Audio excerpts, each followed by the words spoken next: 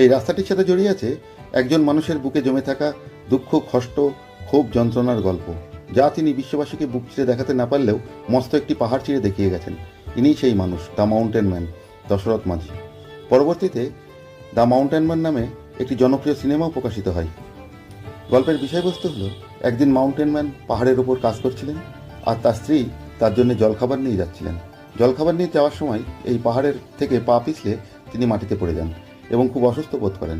তাকে হাসপাতালে নিয়ে যাওয়ার জন্য এই গ্রাম থেকে সরাসরি কোনো রাস্তা ছিল না, হয় পাহাড় টপকে যেতে হতো, নচেত ঘুরপথে অনেক রাস্তা পাড়ি দিয়ে হাসপাতালে যেতে হতো। অবশ্য হাসপাতালে নিয়ে যাওয়ার পথেই তার স্ত্রীর মৃত্যু হন। পরবর্তীতে অনেক ক্ষোভ, দুঃখ, যন্ত্রণায় মাউন্টেন ম্যান ছেনি হাতুড়ি হাতে তুলে নিয়ে এই পাহাড় কেটে রাস্তা নির্মাণের কাজ শুরু করেন।